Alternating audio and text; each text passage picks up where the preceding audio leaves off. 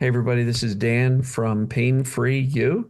And today I have the pleasure of introducing another Dan, this Dan from Los Angeles. And he's volunteered to share his story of a recovery from pain, and he'll detail all of that. And he used a mind-to-body approach to do that. So that's why he's on the channel. That's why he's willing to share the story here. So, Dan, pleasure and welcome. Thank you, Dan. It's great to be here. And I think, like a lot of people who might be going through something right now, I made a promise to myself that if I felt better, I would come back and try to tell my story and help. And also, I fantasized about being a success story on your channel. So here I am. I'm doing it. I'm very excited. It's a goal of a lot of the people who watch the daily videos. So I'm thrilled to have you here. Thank you. The normal format is just tell us a little story, like Yeah. what's going on when the symptoms started, how you got swept into the medical world and what you did there, and when you eventually heard about the mind-body concept and what you did there, and Yeah. what really turned the corner for you and started working for you. So, a lot of people are saying, okay, it's great to hear that he had this, and that symptom, but how did he get better? So let's see if we can cover that towards the tail end. Yeah, yes. I Uh, believe me. I was tearing my hair out, like, just give me the secret, give me the instructions. But we'll, of course, talk about that. of course. So take Uh, take us on a journey. Thank you. Yeah, well, I've definitely told this story a lot because, like everybody who's gone through this, you're telling your story over and over and over again to different doctors and anyone who will listen at a certain point when you're not doing well. So I know it pretty well. Well, one thing I want to just say at the outset is yes, my journey with this particular pain began in 2018. Okay. Um, but one of the things that I really realized was that, I'm not healing at this point, what, 5, 6 years of pain. I'm healing, an entire lifetime of handling stress poorly, essentially, childhood trauma. I mean, I am in Los Angeles. We talk about our trauma, and it's true. It's really true. So if you're watching this and you're like, this has been hard, I don't know why I'm struggling with it.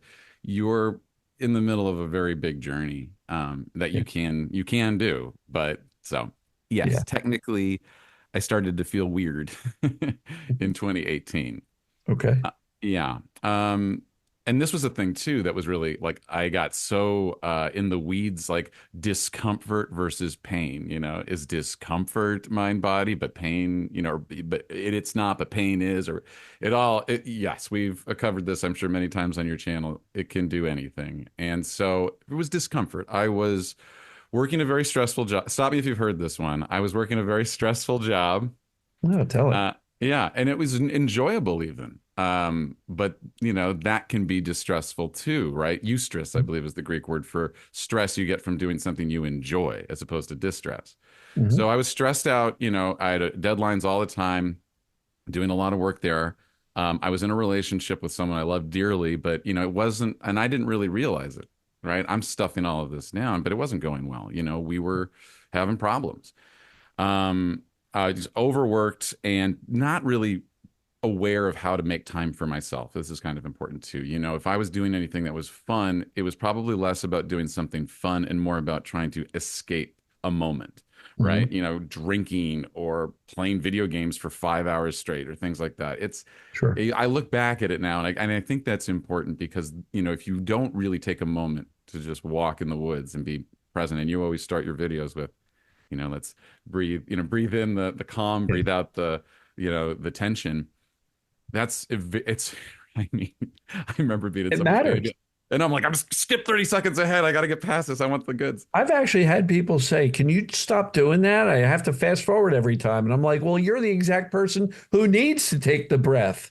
100%. And believe me, if you're watching this right now thinking that like I don't need that, you do, and you will eventually understand. Sure. But I didn't know any of this stuff back then, right? So all I know is that I'm sitting at a computer all day, um, stressed out, taking on additional projects, leaving no time for myself. And I started to feel, and it's, words, it's hard to describe, right? Like it's just feels, in my case, and I will tell you some specifics, in my ass, for lack of a better word. I started to just feel like tension or presence, like I was sitting on something. And that's part of the stress too, because you go like, God, why couldn't it have been any other part of my body, right? This is so embarrassing, you know? Right. I thought it was like hemorrhoids or something, and I was like, here lies Dan, died of chronic hemorrhoids, so I'm getting more stressed out from that Sure. too. And I'm like, I want this gone. I want it gone yesterday.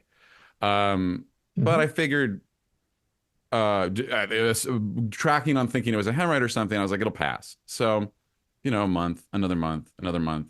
It's not going away, obviously, because I'm not living my life any different. And I finally go, okay, well, it's time to go to a doctor.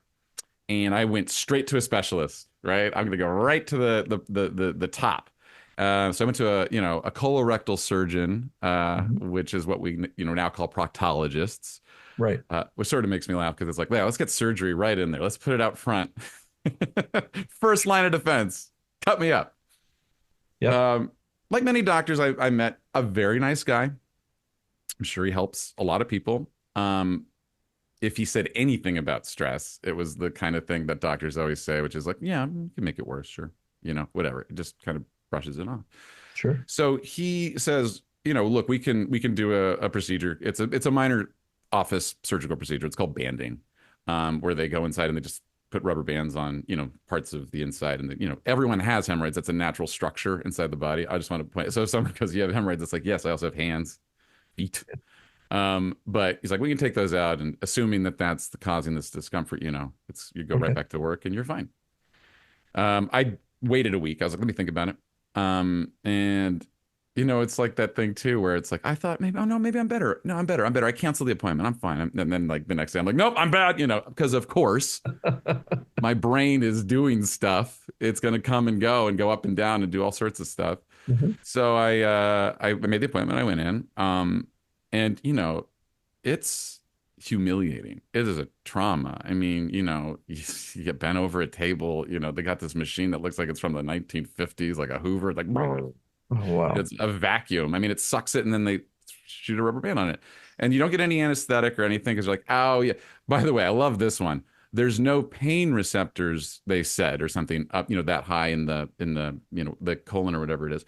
Um, Pain receptors are not a thing, right? As we you may have discussed. I don't know, but Lorimer Mosley.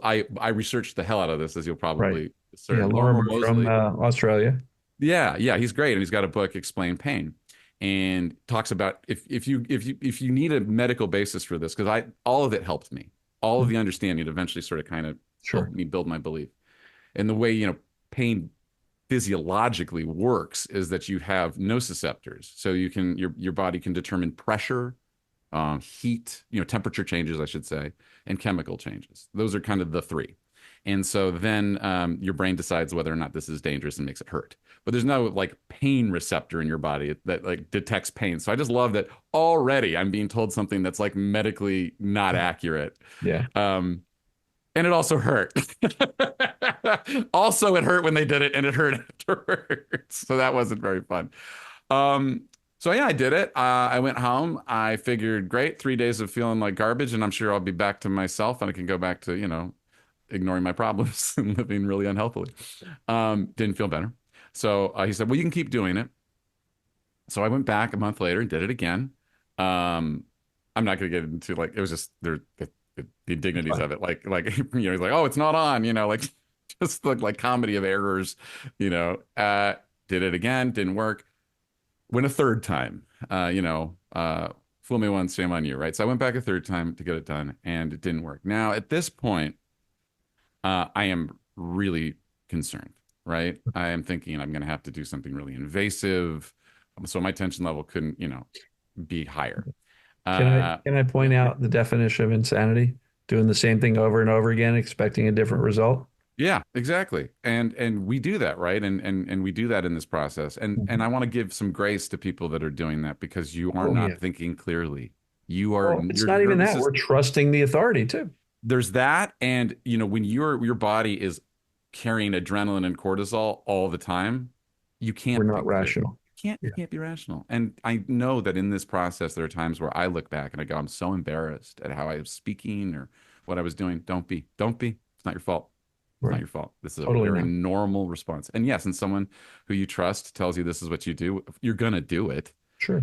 And you have to do it. And well, I'm going to get into an important concept about that in a second. But so it didn't work. And um, crucially, also around this time, I lost my job, that Okay. stressful job that had me very distracted.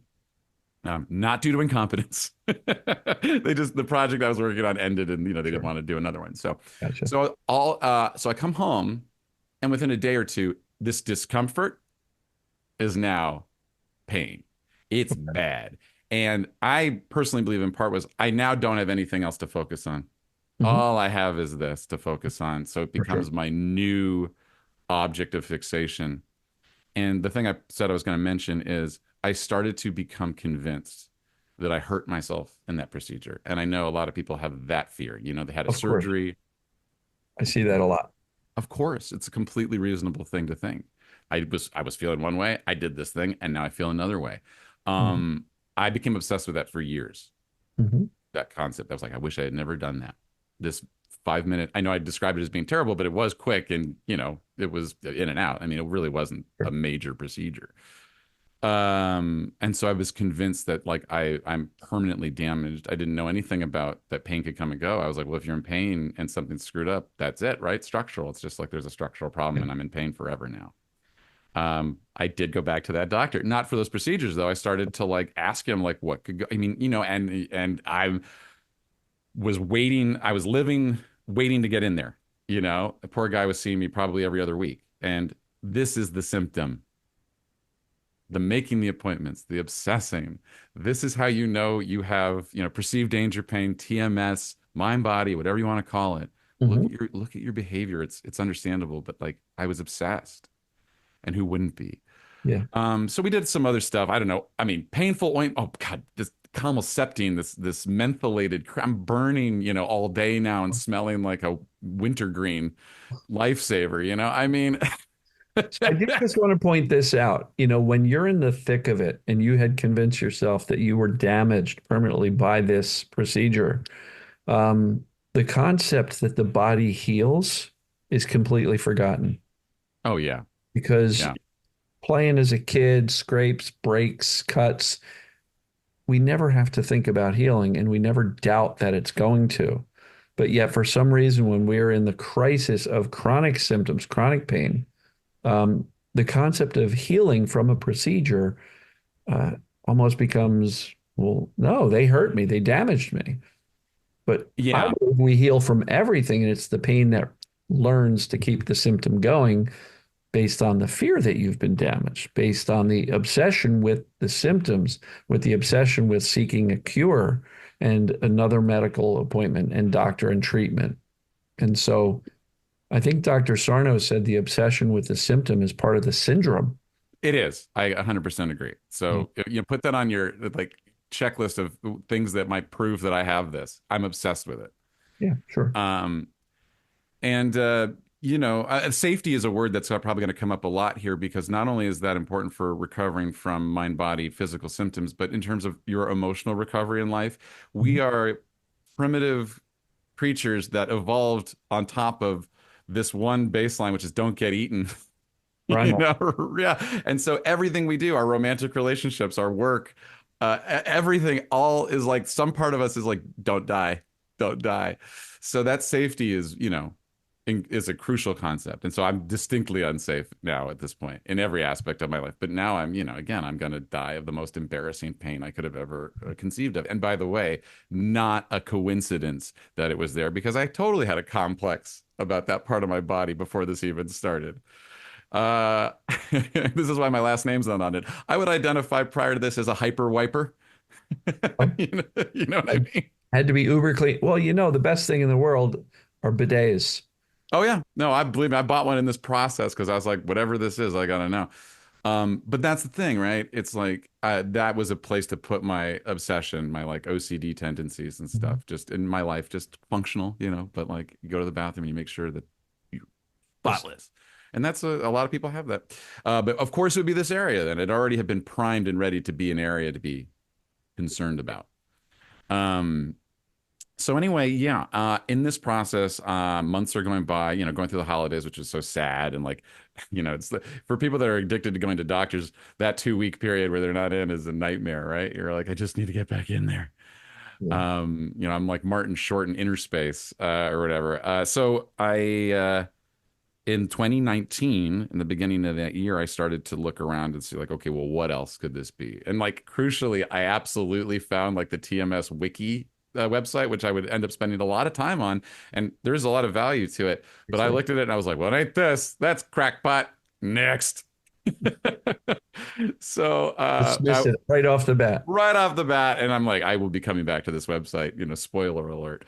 Uh, I started seeing what's called a pelvic physical therapist. I was like, I've got, by the way, all the diagnoses, I've collected them. People are like, well, what did you have? I'm like, well, take your pick. I've got a long list of options that I've been told I have. I think the first one was pelvic floor dysfunction. That's That's what what we're gonna. I would have guessed that if I had to. Yeah, that was, and I wore that label for a long time.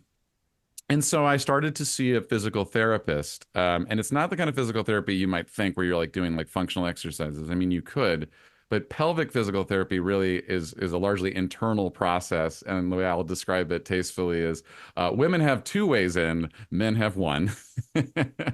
And, they're supposed to massage the muscles and relax them. The theory here is that they're chronically tense. And I know with your back pain, you experience very similar approaches. Like we just need to relax the muscles and then, they're going to, I don't know, remember what they're supposed to be like. Oh, you're so tense. Oh my gosh. Yeah, I've never felt so much tension in my life.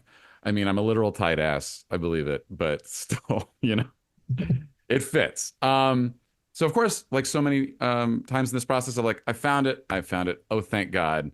I think that first appointment, it was like, 7 a.m. on a Friday. Like I got in the first availability, Mhm. circled all the parts on the thing of like where it hurts and everything. And I started going twice a week for an hour, a half hour internal, half hour kind of external stuff.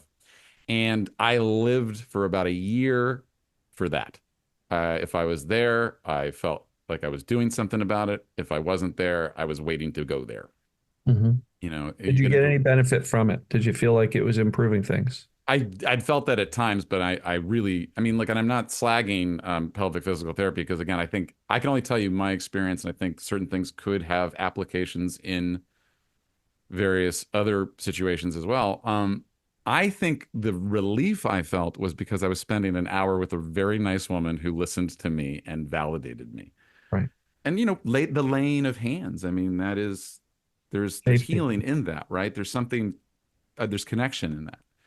Yeah. That's what I think I was getting out You of it. felt But cared for. You felt proactive that you were doing something moving you towards recovery as opposed to 100%. And sitting at let's home suffering. and let's So take a moment here that's about common. yeah, and let's just acknowledge that we're a lot. I would argue the personality profile that has this stuff. You need control because you're afraid, and then you have to control. That's a response to your fear. And so I felt like I had some control. I believed very erroneously that there was just a set number of appointments I had to go through. I don't know what that number is. There's a cosmic number out there. I just got to do this Hit enough. that healing hmm point. Better and better and better and better until I'm, going to be done. And this is another thing that I get a little moved. I mean, I may get teary on this call because I'm a sentimental person, and now I'm feeling my feelings. No, but I I wanted to suffer. I thought if I just hurt enough, I'm going to get better. This is the requirement. This is the price that must be paid for healing. I have to hurt. And I have to not be afraid to hurt. And I would argue there's some self-loathing in there too of like, I think it's so sad when people get things cut out of them. It's like make me good, make me lovable. Take out the parts that are bad. Throw them away. Deep, I think we think like that sometimes, you know? deep. Yeah, there's something wrong with me. You think it's physical, but I think if you really probed it, you go, there's something wrong with me. We blame ourselves for our pain. I know people watching this blame themselves for being in pain. Every week in the group coaching calls, I am telling people you got to cut yourself some slack. None of this is your fault. Give yourself some grace. Treat yourself better because right now you're blaming yourself for everything. Yeah. And you were before this. Consequences like, okay, somebody thinks I'm a bad parent because I can't take care of my kids because I've got this pain and it's all my fault. And it's like all these consequences just piling on, making somebody who's hurting physically feel 5 times worse emotionally. Oh yeah. I Oh, mean, great point. people, yeah, and men, I'm weak for having this pain. I mean, there's so many ways to hate yourself, you know? Yeah. So yeah, I was going there just trying to become, and my relationship, I got to mention again, wonderful woman. I'm still very close to her, but uh, I felt like I was failing her. I was trying to get better to save my relationship. Mhm. And that was a real mistake because you can't self-improve for those reasons, on any level. And I was trying, so that the stress of that, and it got really sad. I couldn't sleep, so I had to move into another room. And I'm in this other room, at 4 in the morning in pain. And the woman I love is in the other room. I mean, that's hell. And getting worse. And we're not, it's not helping the No, relationship. can't, can't. you know. So And she she was wants to help, but she has no ability to because she doesn't know how to help. Because right. if you can't get help by all these doctors and Yeah. therapists, physical therapists, and everything else, how is she possibly going to And she wanted to. She solve this really, problem? she really did, want to. Our Um, partners do want to help, and then they get frustrated because they can't. yeah, and that's rough too. Yeah, for sure. So, eventually we did break up in this time, and we were going to anyway. I'm not going to say like, oh, it's because of this, but it happened, and this was an interesting thing that occurred. We still lived together for a while because she didn't want to leave me alone with this, It's which beautiful. I think it's very sweet. In retrospect, I wonder sometimes if it was quote unquote the right thing to do. I mean, I had to do it because that's the way I would have done it. But Mhm. that's so sad and so stressful, right? To now we're sharing a space and we're not even together and I'm in pain. I mean, I don't know. I'm not sure if that's the best way to bring my nervous system out of a Yeah, it's a great way to feel really bad about yourself. right. But I didn't know again what this healing was supposed to look like. I'll mention that in 2019, during the year of pelvic physical therapy, I did finally discover uh the Pain Psychology Center, Alan Gordon's Sure. uh, program. And that was, and I want to give credit to the physical therapist who put me onto that. Please And do. said, and they just said, like, you maybe try this out. Now, I had so many things to learn, and I looked at it as like, great, these people will keep me from losing my mind while I get better in physical therapy, which is really the thing that's going to fix me. But I'll have someone to talk to, and like it'll be fine. And yeah, I have some stress. Also, I should mention in 2019, I started seeing just a regular talk therapist who I Mhm. still see. And of all the people I've given money to and consulted, he's been the one I think that has ultimately been the most helpful to me, who has helped me understand who I am and why and how I behave. And so I can break those patterns, right? So talk therapy, big fan of, however you want to approach it, CBT, all the various things. It really helped me. But it took a long time. Mhm. And you have to come to the realizations. I mean, I'm sure I was given the answers to the test many damn times, and I just, you know. So at the end of 2019, a horrible thing happened. They said, "We think you're good. Your muscles are good." And you're like, but I still hurt. I know. I'm like, are you kidding me? This is terrible. And by the way, up until that point, we had downshifted to once a week. And they're like, okay, we think you're ready to go down to one. And I go, can I do two for a while longer? And they're like, Dan, no one's ever asked to do it. Keep Or doing it. Yeah, this is a very painful, this is a finger up your ass. I'm not enjoying it. Anyway, so they said, yeah, we think you're good. Um, and that's when I said to myself, okay, I really have to hit this mind body thing hard then because Mhm. it feels like it's all that's left. Aside, by the way, folks, there's always something else you can try, No, and no end to the medical procedures. if you think you're going to stop because you ran out of stuff to do, let me, disabuse you of that fantasy. There's always going to be someone who's willing to do something to you. Mhm. And during that year, by the way, it wasn't just physical therapy. I got injections. I got Botox. Don't worry. Right. That's fun. That's a fun place to get injections. Wow. None of it. None of it. Couldn't imagine. Yeah. So, um, but I think, okay, I'm going to do the mind body stuff. And I think maybe I am getting better. Maybe I'm doing better. Doing the mind body stuff at this point is just me talking to, my pain therapist. And as a coping mechanism, just talking about my pain, talking about this instead of just feeling it. Hmm. I think if you're like me, it's very easy for me to talk about something as a way to not deal with it. Distance from it. Intellectualizing it, right? Putting Hmm. it up here. So I was probably doing that. But, I convinced myself I was maybe doing a little bit better. And then I don't know what you guys were up to in March of 2020. The little thing happened. I uh, don't remember what you're talking about. yeah, exactly. So COVID, Well, a and little stressful stuff going on at a global level. So, right, and I'm sure that a lot of people felt their pain flare at mhm. that point. Also, I should just throw this into one other thing. It all adds up, and like there's the big things like you have a failing marriage or something, but then there's the little things like I don't leave time for myself to accomplish any task. And I would encourage people to look at the little things too, because there's so many. They add up. They do add up. Sure. But these were big things. COVID, and Self-care matters. You should I have was, a certain amount of I, time per week to care for yourself, do something you want to do, not only things you have to do. and believe me, I get it. It's hard to do it when you're in pain. Like we can talk I about it. agree. It's tough. No Because you're one's going wasting time if you're not looking for a cure. right. And how can how can you have fun? Well, I'm here to tell you, like I can go on a date and laugh and tell jokes while I feel like I'm on fire. I've done it.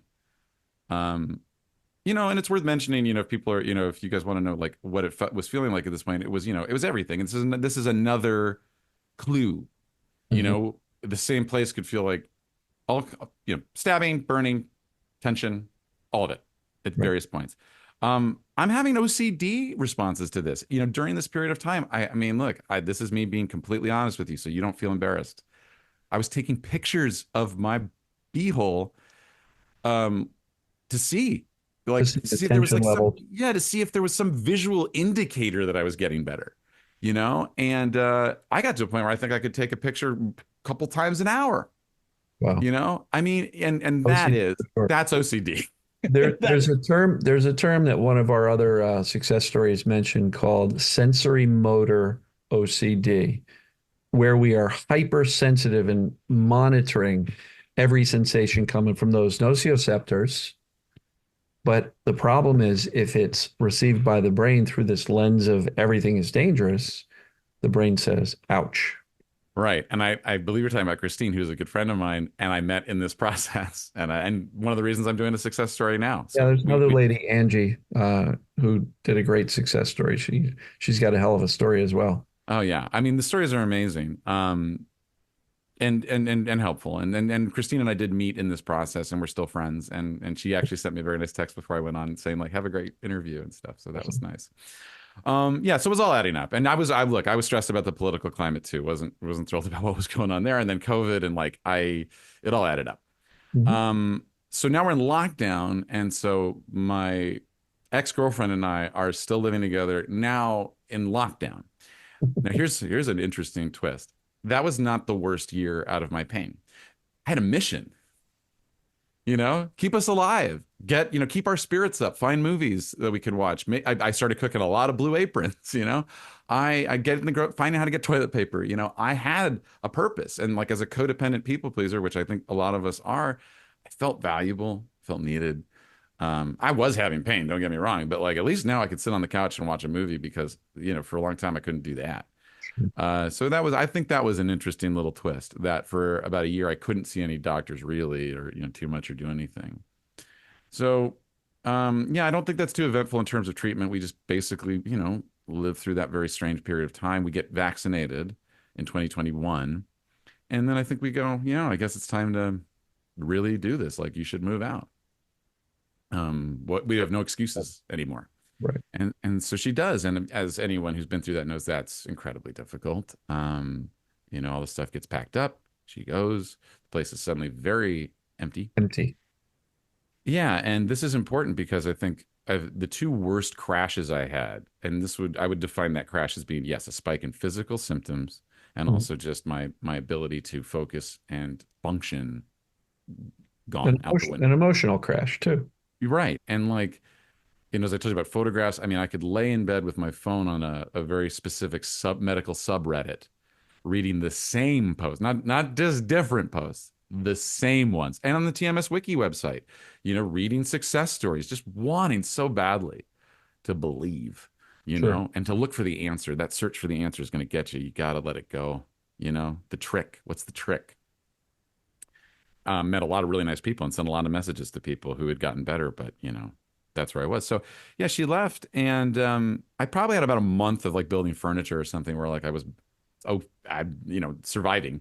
And then I kind of describe it as like when Wile E. Coyote like walks off a cliff and he's like in midair and then like realizes that he's Yeah, he does this. boink. Yeah. So, and the delayed reaction is another very common thing here. Sometimes our nervous systems need a moment to catch up. I kind of do think that. I believe that is sort of a childhood trauma thing.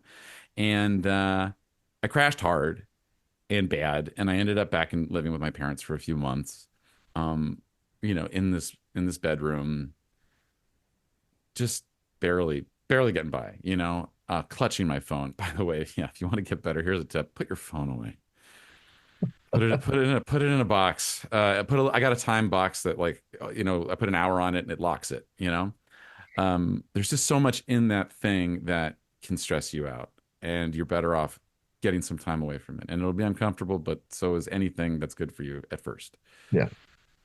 So yeah, and about this is 2021. Around Christmas of that year, I'm spending it, at my parents' place, and I had a few thoughts. And the pain is spreading. It's getting worse. Now it's like both my legs, like my whole lower half now. It's Okay.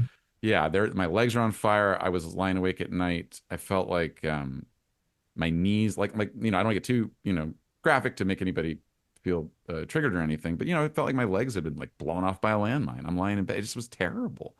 And I didn't sleep. I really don't think I'm exaggerating to say I don't think I slept really for about 2 or 3 months. That became the next obsession. How can I get better if I'm not sleeping? Oh God, they say sleep is so important for healing, and I'm not sleeping now. But now I'm never going to get better, right? Yeah, So I hear that a lot. Common. again, the symptom is you're freaking out about You're obsessed it. with it. Sure. Yeah, so that was the new obsession, right? Like, what medicine do I need? And there's not really any good sleep medication. They're all works. If they work at all, they work initially. If there's one out there I haven't tried, I haven't heard of it. I mean, I tried them all. I mean, I have a Mhm. slightly amusing story about this Zoom psychiatrist I was talking to, and he goes, Dan, I think I tried Ambien because I thought Ambien, that's the one that people make all those mistakes on. That's got to be a good one. And he goes, I've given you a garden hose, but what I could give you is a fire hose. And I was like, well, Jeez. it's called Seroquel. Now you're gonna go online and you're gonna read that it's an antipsychotic. I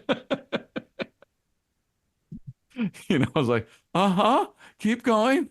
Um, Like, sounds good, please. yeah, yeah, what's the downside? So yeah, apparently with Seroquel, it's like in lower doses, it can be used as a sleep aid. In higher doses, people, they use it to treat certain psychoses. So that's where I was at. I was doing stuff like that. I was trying the gabapentin. I was trying the Lyrica. I did it all, man. And I was the little old lady who swallowed a spider to catch the fly, right? Everything needed another medication and another medication, and it's making it harder. My mind is fogged over. It's making it harder to get better. Sure. Uh, really. And mercifully, I've started to figure that out and started to kind of wean myself off of this stuff. Again, these things may have their place, but this was my experience of it. That's all. I can only relay, what it was like for me. And something shifted in me in December. It was a Christmas miracle. I came to what I think are two important concepts that I really want to hammer home here that helped me get better, and I still return to. One was believing that it was possible to get better.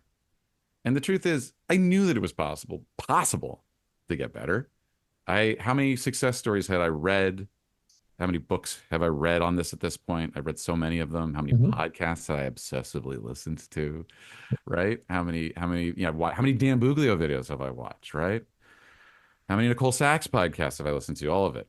Um, so I knew it was possible, but I had to really believe that it was possible and make a choice. Mhm.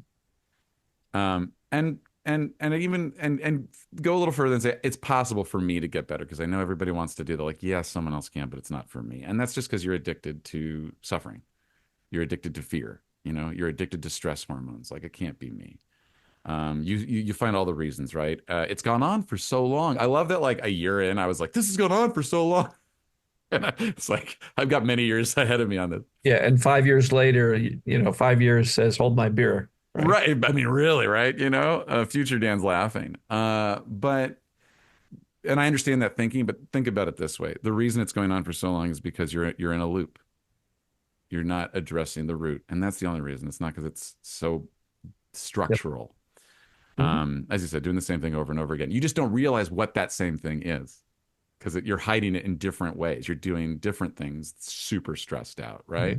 But even when people stop looping on the physical and the physical treatments and the physical cause, and they come over and they say, okay, it really is a mind body thing.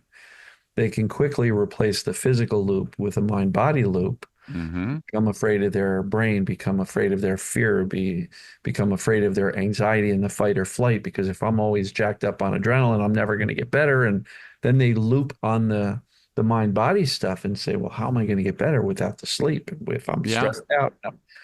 And so, stepping away from the OCD is really a big deal. And that term has a negative mental health connotation, but most people that are in the thick of it, even once they know about mind body, are still having at least OCD behaviors as they try to fix the mind body side of it. So, Yeah, the very labels to common. me, I know that and that's tough. Like I don't know if I'm not clinically diagnosed with OCD, but I just told No. you about taking, pictures of my butthole, every day for, months. So I mean, you decide, viewer.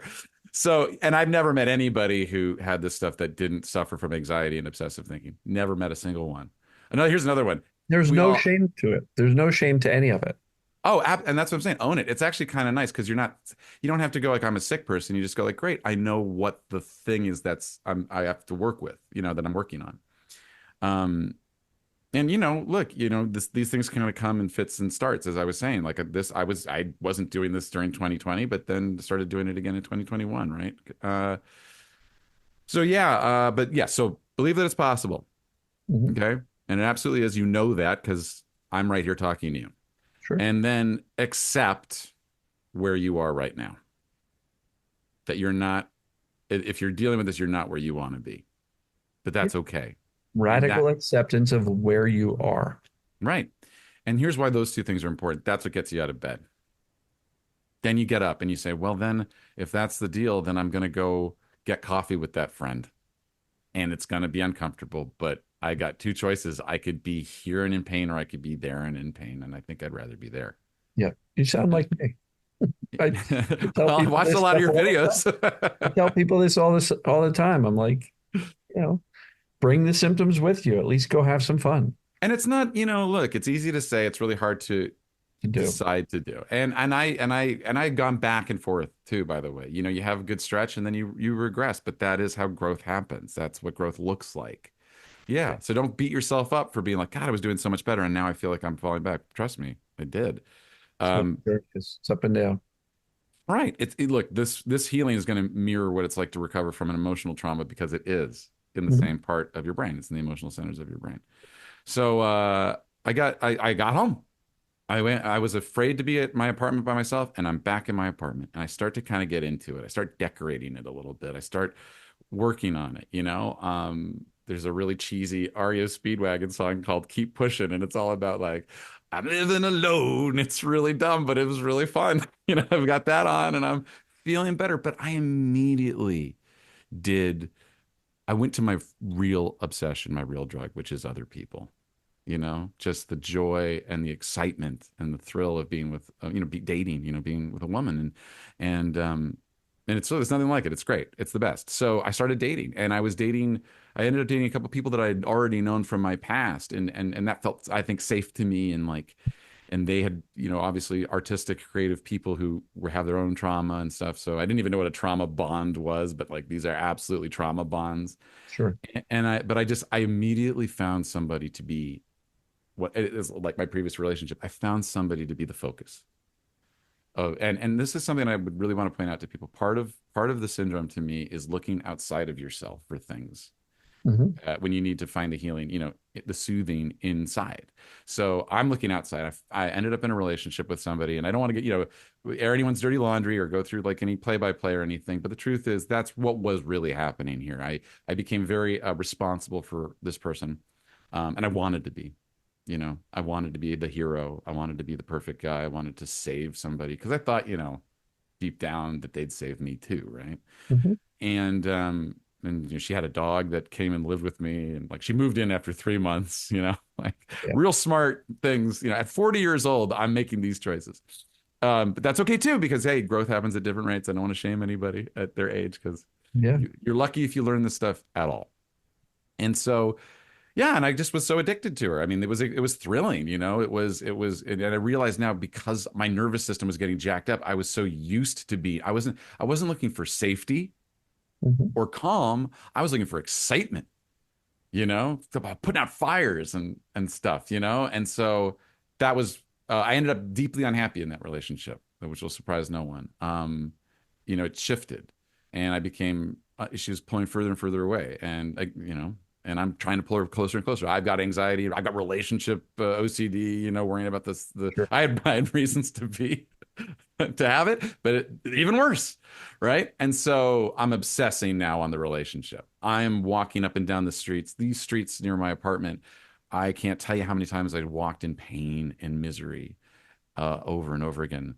I was listening to podcasts. I was calling an emotional support line, which was great. I'll give a shout out to I'm in California, the California Warm Line. A lot of states have something like this. You can call and just talk to somebody for 15 minutes. Sure. Uh, it's nice, but again, I'm talking about problems and not working on them. Um, and I'm so miserable, and I'm obsessed with this relationship. The problem is I don't trust this relationship. That's what I think the problem is, right? So it falls apart, obviously. And this one's not like amicable. This isn't like the other one. This is pretty catastrophic. Right. Um, and that was the crash of 2023, and that was arguably the worst one. But it was the same thing. If you're clocking a pattern here, every time I end up out of a relationship, I have a horrible crash, a flare, Right. pain moves. Now it's in my right foot as well. It spreads each time. It goes a little further, a little harder. And that's just again because I put all my psychological eggs in the basket of this one thing, this one relationship. Mhm. And I wasn't being treated well, to be fair. This was somebody who, I'm like, I'm worthless. I'm a piece of shit. And she's essentially going like, yes. Thanks for I the confirmation. You don't have to agree with me. I agree. I agree. So that was rough because I would argue, really believing that you are not a good person is a really great way to make your pain worse. Now you really hate yourself. Yeah. Um, it wasn't accurate. It wasn't right. And it was just another way to abuse myself. And here's another time, where I'm going to get like emotional and potentially deep. I think I hated myself so much. I didn't really want to kill myself in a quick way. I just wanted to lie in that bed and waste away, you know, Right. let the pain just get worse. It was torture. Follow. Yeah, masochistic. Yeah. Um, and this is an interesting thing. Like that was, the last hurrah of it being terrible, but it was really, this was hard. I really had to learn in that environment with somebody who was really unhappy with me for their own reasons and their own story, which is what we do. We make up stories that suit us. That's what everybody does. To find a way to love myself in that was incredibly challenging, but I think that was one of the key components. And the way it kind of started to happen was, I mean, I had good friends. Um, I started to, in therapy, really understand how I got to be the way that I am and that it wasn't my fault. And when I say the way that I am, I mean tense, obsessive, Who you are, emotional. how you Yeah, show up in the world. right. Mhm. And I was so self-abandoning in that relationship, but then it would get to a point where I couldn't contain it anymore, the resentment, and then I'd say something shitty, you know, and then I'd feel bad about that and that. So like, it's not my fault that I struggle with those things, but it is my responsibility to learn them and work with them. And like, when you start to sense your emotions creeping up, honor that and take a step back, But anxious people don't like to do that because when you're in an argument or you feel like that connection is breaking apart, you want to fix it now. Yeah. You can't handle even a 10-minute pit of silence while you guys come down. That's a mistake, and that's because you do everything fast when you have this anxiety and this pain. You eat so fast. You slow down is one of the biggest ideas in this whole process. Yeah. Let's learn to appreciate, give yourself time, give yourself a day where you have one thing to do, and it's going to be hard, and I'm still working on it. Hmm. But slow The down. one thing I want to jump in with is you mentioned the concept of, learning to love yourself. And as I've said things like that, people kind of look at you like, love myself. Dan, I don't even like myself. How am I supposed to love myself? Two things. First of all, love is a verb. So if you treat yourself as if you're somebody you love, the emotions and the feelings will follow that. But treat yourself as if you're somebody you're responsible for taking care of. Because truthfully, that's us.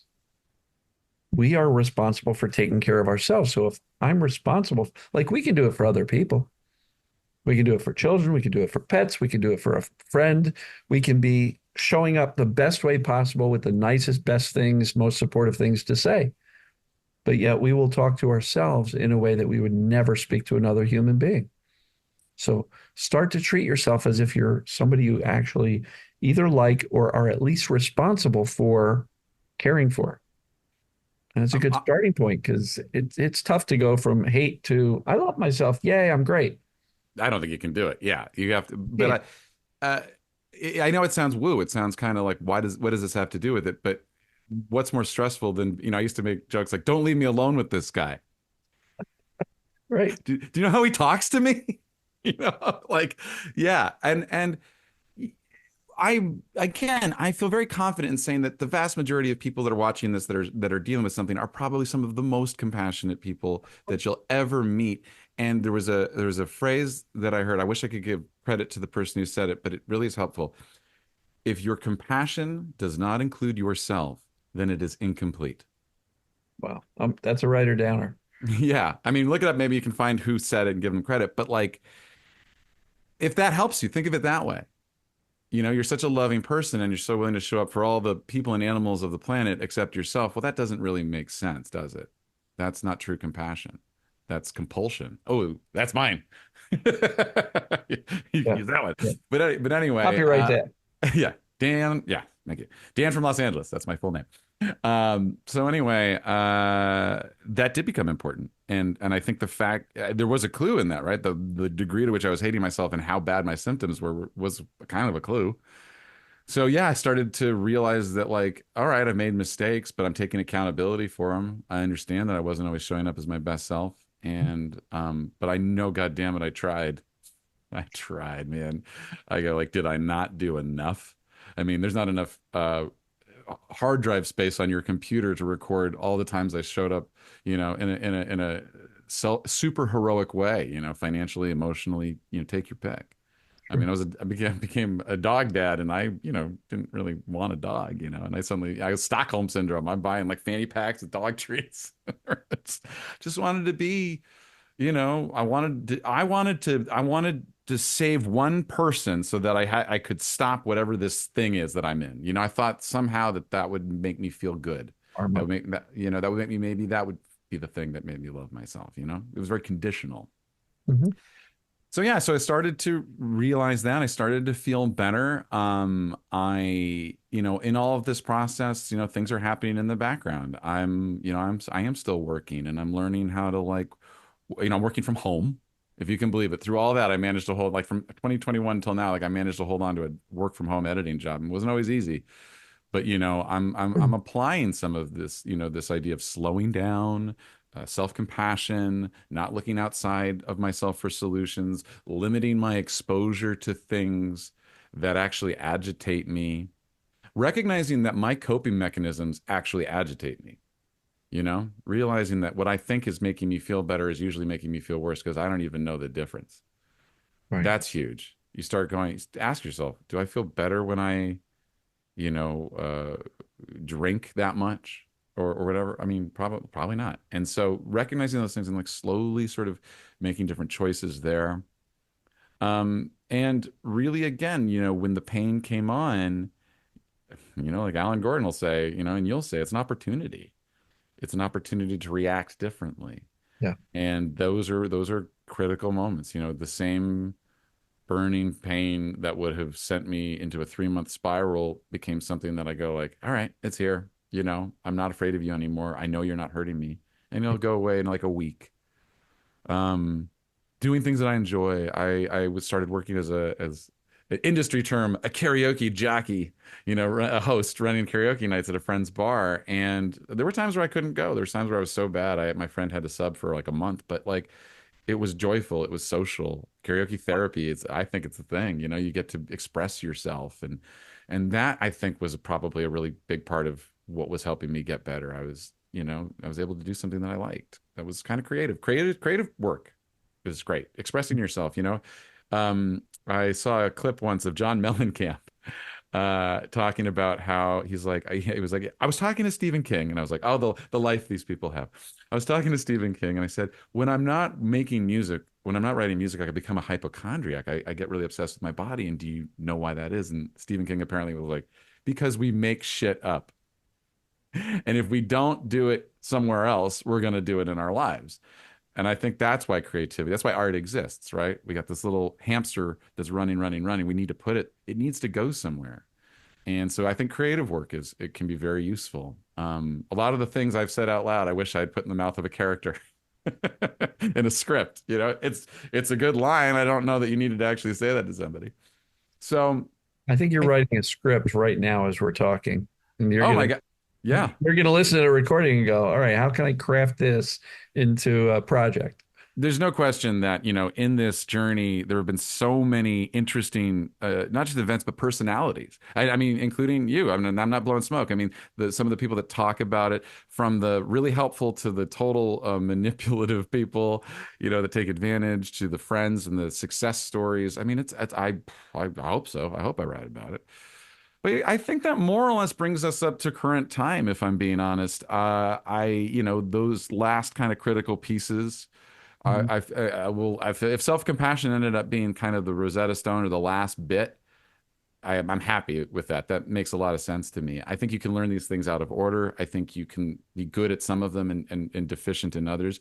That's why there isn't an easy instruction manual for this process, because it is really unique to the individual. And that's why you got to get curious about yourself. And that, again, that includes looking at the stuff that you're not really thrilled about, but with understanding and compassion, because that's the only way you're actually going to start making changes. Right. Yeah, so I think that's basically the chronology. I mean, I'd love to, if we have time, talk some concepts, but that's the story. What I'd like Yeah, to hear is, did you have a moment where you shifted from the body focus to the mind body, and was it a hard shift, or was it gradual, moving towards that and letting go of the physical a little bit more at a time? Like, because I call it like the aha moment or the oh shit moment, yeah. is when you literally have an, oh my God, I'm actually okay. I'm I actually not broken physically. So when did you get to that? I guess that It's probably more the second tipping point. one. I would describe it as a series of aha moments, and then I would forget them and have to learn them again, right? Right. But one of the aha moments was when you realize how inconsistent this pain is, and going like, okay, it is. I actually do have a degree of, not I wouldn't call it control. I don't think that, I've never felt like I could turn it on or off or anything. Influence. I have absolutely, that's a great word to use. I have That's what I use all the time. influence on it, and I can. And you got to kind of step back a little bit and look a little broader, like over the course of a few days or so. But you can have an influence on it. It's a Mhm. lot easier to have a negative influence on it. So if you want to run an experiment, Well, you sure. know, Symptoms start going up, panic, and watch it skyrocket. exactly. So I had a lot That's of that. proof. That's proof what can happen, but it can work the opposite too. Yeah, it's just easier to do it negatively at first, because that's what you're That's your used to. default. Yeah, it's your Is default. your Exactly. That's why you've got this stuff. So another aha moment, I think, was that I could go outside and do stuff anyway. even if you're hurt. Yeah, and that's empowering, right? That you actually can go to a movie. You can run a karaoke night. Um, it was great to learn that I could be romantic with somebody, both emotionally and physically. Like that was, I'm sure that I needed to know that. Sure. at some point, you know, with pain and stuff in that area. A lot of inadequacy around that, of course, couldn't being concerned about that. So yeah, there's a lot of little aha moments like that, I think. And again, I would argue that I would have to relearn them. I'd forget, or I'd have such clarity for like a day, Right. and then and lose it. Yeah, so that's what it kind of looked like for me. I don't think I'm ever going to regress to the point now where I mean, knock on wood, I'm looking at articles over and over and over again and stuff. But I'm sure there are times where I'll get a little stressed out about it. Yeah. So what I'm curious about is a lot of people want to know kind of how did getting better look? In other Yeah, words, did you start having some of the extra symptoms go away first and the rectal pelvic issue was yeah. last because it held a bigger amount of fear? Like, or was it all kind of like tapering down, getting less and Well, I less? want to be really Anxiety? straight with you. Like, I'm in a little discomfort right now. So like the idea of, oh, it's a completely, and I know if I was watching this, I'd go, oh, I just wasted an hour with the guy who's still got. Not even 100% better. Yeah, and let me just tell you, yesterday I was 100%. And I went on a great date with a great woman and had a great time. So believe me, that did not feel very accessible to me before.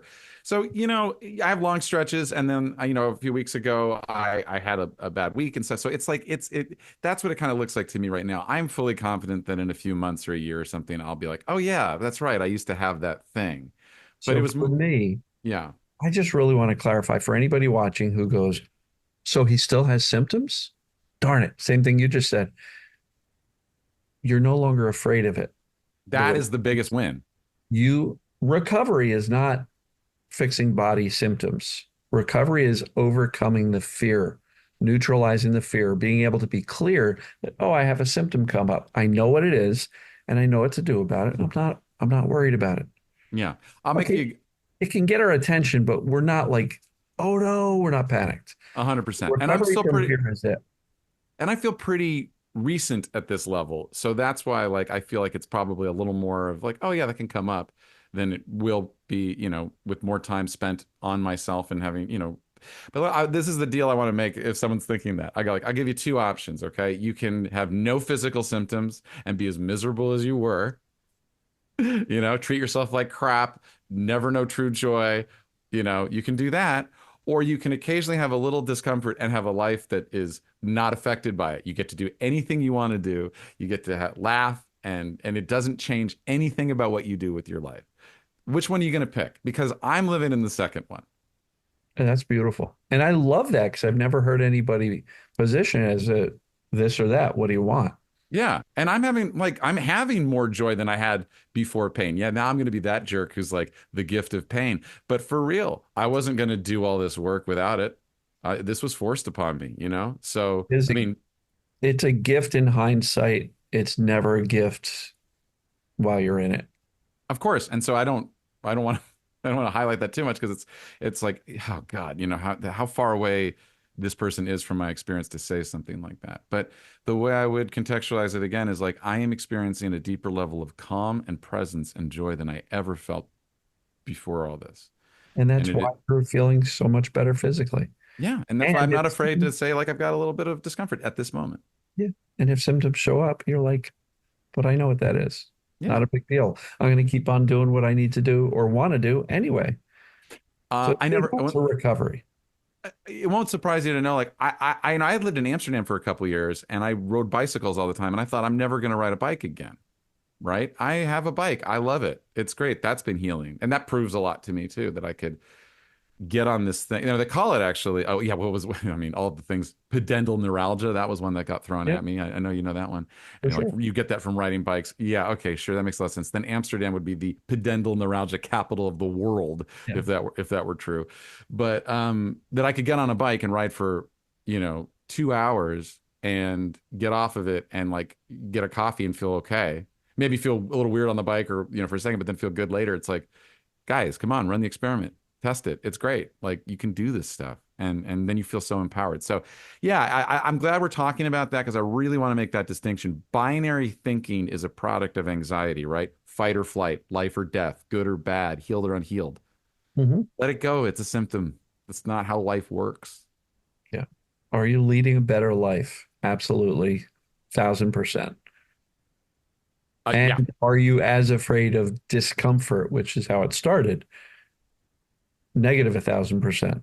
You yeah, like, okay, so what? Don't care. Unbothered is a word I've been using lately. yeah. I, I used to be the indifference guy, but unbothered is a great word. It might be a More better word. accessible. Indifference, it sounds a little bit too much like, unachievable or something to me. Like who's Yeah, indifferent about unbothered anything? is like, I know what bothered means. Indifference, I might have to look it up. Yeah.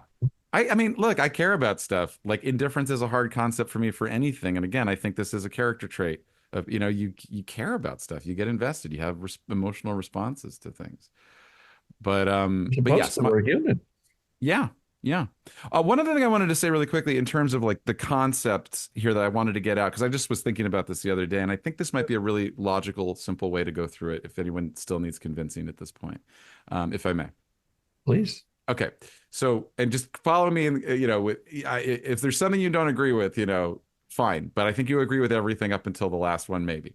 First one, your thoughts affect your emotions, Yes. right? Everybody knows that. You think about that girl that broke your heart, you feel sad. You think about that vacation you're going to take, you get excited. Your thoughts affect your emotions. Okay, so everyone in class agrees. Okay, good. Now, your emotions exist in your body. That was something I had to learn. I didn't know what an emotion was, right? I thought it was just the words like I'm sad or something. But I realize now that, well, Agree the with that. way the way your brain conveys to you that you're sad is like a feeling in your body, it is communicating to you. It is coming from your brain, but that's how it doesn't show up as a thought. It shows up as a sensation. Yeah. So examples, I'm all choked up. I've got a heavy heart. I got the weight of the world on my shoulders. It felt like I got a kick in the gut when somebody hurt my feelings. Body. Like, so yeah, I agree 100%. Right. So okay. So far so good. Right. Emotions. There's Two a for thing. two. They're a sensation. Okay. Mhm. Well, if your emotions are significantly intense and not going down and not being dealt with, wouldn't it make sense then that your body would display that? Would get out of whack in all of these crazy ways because it's under so much. It's getting bombarded. Right. So that to me is like it's really simple. This is how you end up with a body that's doing goofy, painful, strange things, and including autoimmune stuff and skin stuff or whatever. So I think it's actually really logical. I don't think you have to think about it in any other way than follow that chain of events to the logical conclusion. Yeah. No, I agree. It's a great little framework for how this stuff works. Yeah. I mean, I'm laughing because I was just saying the other day, I was like, okay, so like, yeah, my stomach's rumbling. I guess that means I'm hungry. It took me a little while to realize, like, my ass is on fire. I need to change careers. That's what that means for me, apparently. You Well, know? everybody's got their own puzzle to figure out. Yeah. And there's no two stories that are alike. Nope. And that's you. Gosh, do we want to find the one that's I did, by the way. I think I found someone that was like exactly like me. She had just described everything and like the same spots. And she had gotten better. And she did make time to talk to me because again, such good people in this community. Mhm. But that wasn't the thing that fixed me, was to find the exact person. So you can let that one go too, you know? If somebody asked you what was the one thing that made the most difference, Hmm. there's probably not one thing. Yeah, I mean, like, I got like a little quick checklist of like slowing down is very important. Self-compassion is incredibly important. Understand accurate knowledge, as Mr. Dan Buglio would say, I is say very. that all the time. If you don't know what the heck's going on, brain's going to keep the alarm going. I sort of feel personally that that's where I would suggest a lot of people start is do research mode, but then you got to stop research mode because that Foundation. becomes its own obsession, right? I hope it's okay to say like I think there's a certain point when you don't need to watch these videos every day, you I know. agree. But initially, I think you have to because you're not going to get this. I mean, look, here's another thing that hopefully makes it seem less like kooky. Yeah, most doctors maybe won't talk about this stuff. I haven't met a therapist worth their salt that doesn't understand the mind body connection and have a reverence for it. So it's known. It's just you got to know where to look, right? You got to like go to the right source to get that kind of information. And also don't get hung up on terms like, oh, no one's talking about TMS. Well, I don't know. They're saying it with just different words. It's all noon. Sure. So yeah, accurate knowledge was important. Slowing down is important. Self-compassion is important. I think those things, and again, recognizing that your current coping mechanisms are probably making you more stressed out and unhealthy. I think those are kind of the biggest ones that I can think of. I mean, four is a weird number for this, but I feel like those are the ones that I can think of off the top of my head. If I wanted to add a fifth one, I'd say stop looking outside yourself for solutions. Hmm. Stop expecting somebody to save you. A doctor's not going to save you. I'm sorry. And your partner's not either, Partner's or not going to save friend. you. And I know that's scary. It's really scary to be like, it's on me to do this. That People terrified me for a panic long at that time. thought. Of course, because they spent their whole lives not taking care of themselves. And now it feels like a life or death thing, and they have to learn like the hardest thing ever for them. It's really unfair, but you will, and you'll start to learn to enjoy it. I used to say like, this stupid body, it always needs stuff. I have to eat, I have to sleep or whatever. And like my therapist is like, Dan, you get to do those things. Right. You're privileged to have something to eat. Yeah, it's kind of nice actually if you make yourself a meal and enjoy it and take a moment to actually taste it. Yeah. So I think those things were very important to me. And I really want to mention one of the reasons I'm leaving this record here is my dad is dealing with chronic pain right now. And I've talked to him about this and he's been receptive, but it's a hard thing to get across. It's a hard thing for me I have to be very careful about not trying to save him for the record. But I'm trying to present, resources and things like that. And if I can lay out like an A to B on my journey, I hope that he and anybody else watching this finds a little bit of themselves in this, and that Mhm. pushes you just a little further along on your own aha moments. Yeah, and trying to save other people who aren't ready for it doesn't work. It just leads to frustration and can actually break relationships. Yeah. My advice to anybody who is doing well or is on the process and their family member doesn't buy into it, but they could really need some of this, benefit by this information, is to lead by example. Do so well that the people around you who need this information do so well they go, how did you do that? Yeah. How are you doing so well? Because you were in a mess. And how did you do that? And I, then door is open. I think you're totally right, and it's kind of validating that my dad at least sees that in me. He sees that I got a lot better and is curious, and validates it too, and that's nice, that at least somebody kind of like witnesses this. But look, I spent a lot of. I kind of feel I have two minds of this. I think on the one hand, I've been a part of something that's been incredibly profound. I mean, honestly, even on a kind of spiritual level, not that I'm a especially spiritual person, but it's huge, it's big, it's a big transformation. But on the other hand, I go. And yet we all are part of this because we all deal with this to varying degrees. The only reason, people are struggling and watching these videos is that it got to such a debilitating place. But, you're not weird for having this. Everybody has it. And then you start to see the matrix, right? You start to see people who are like, oh God, I got to go to this party and my ex-girlfriend's going to be there, but my back is killing me. And you're like, ding, ding, ding. Yeah, yeah, yeah. Mm-hmm. Yeah, or someone would be like, I've got this weird physical thing, and I go like, so how long have you had anxiety?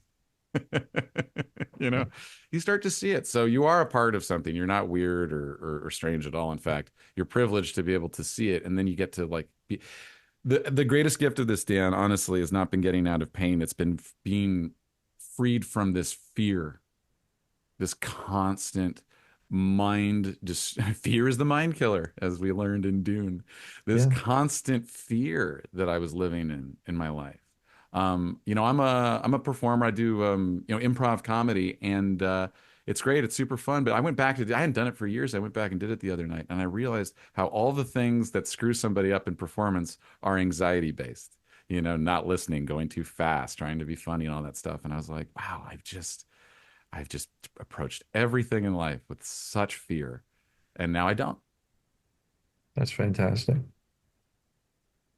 Yeah, I think you did a great job of not only just describing your journey, but the lessons learned along the way.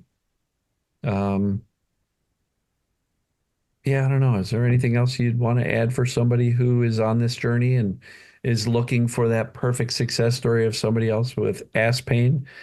Yeah, I mean, I hope that's what the bar on the bottom of the video says. It's like, Dan, ass pain. Rectal pain, maybe, ass pain. I don't care, whatever, whatever you want. I mean, it just makes me laugh. And I really, again, just own it. I mean, funny. It's real. It is kind of funny. I mean, there's joy to be had in this and laughs to be had. And I think if you can find them, that would be my dream to be able to make people laugh about it someday. But no, I feel, we covered so much. I hope, well, here's a thought, maybe a real meta thought that, Mhm. going into this interview, I really wanted to get it right. I wanted to get all the right information out there, but that's Right. the old thinking. That is the kind of thinking. Put that on the list of things that have stressed me out. So I Perfection. just said to myself, yeah, perfectionism, of course. And I said, I just want to show up authentically. I hope that authenticity comes through so that you're seeing that I'm not I agree. selling anything. I'm not making it up. Everything I've told you is 100% factual and true. And I am happy to be able to thank you, Dan, for, all the work that you've done. I've spoken to you personally in this journey. I've been in your groups, but Christine and I used to talk about, I booglioed today. I watched a Dan Buglio video.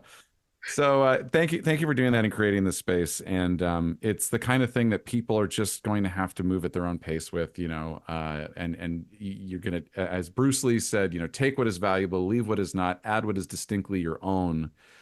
That's what this process is. You're going to get something from Dan. You're going to get something from Alan Gordon. Maybe you're going to get something from Nicole Sachs. Who knows? Who knows where you'll get it? You'll Right. you'll you'll watch a movie. You'll hear some story from someone, and it'll start to click. So stay in it. Another phrase I really liked: if you can't be hopeful, be curious. I think I that's like really that. I think that's a really good one. And whenever I talk to somebody who's bumming out about their future, and I'm sure again, there's probably a lot of people that qualify for that. I would say, well, tomorrow is going to be different because you're changing. That's why you don't know what's going to happen. You don't know what opportunities you're going to see or recognize because you're going to be a little bit different every day. And that's not true of everybody. It's only true on the people who are working on themselves. So you don't know what tomorrow brings because you're going to be different tomorrow. Yeah, I love that. I guess that's basically, yeah, I think that's it. I feel pretty good about everything I got out today. Beautiful. Well, listen, I really appreciate it, Dan. Um, I think a lot of people are going to benefit from this, regardless of the type of discomfort, Yeah. sensation, pain, symptom, location, any of that. Um, it is truly a recovery from fear. And you had a, what, 5, 6 year journey of overcoming fear. And the Eh, good news is, by you sharing these things, you're going to help shorten other people's journeys. So it doesn't have to take as long. And that's what I do. I mean, I was 13 years of pain. I am desperately trying to help as many people shorten that time frame, give them the cheat sheet, if you will, so that it doesn't have to take 13 years of trial and error like it took for me. Yeah, I was definitely sitting where you are right now watching this, or maybe you're standing up looking at it on your phone. But I was there on the other side of the screen watching these stories, looking for the ones that like aligned with exactly what I was doing. But one of my favorite success stories you had, I cannot remember her name. I watched it a long time ago, about a year ago or so.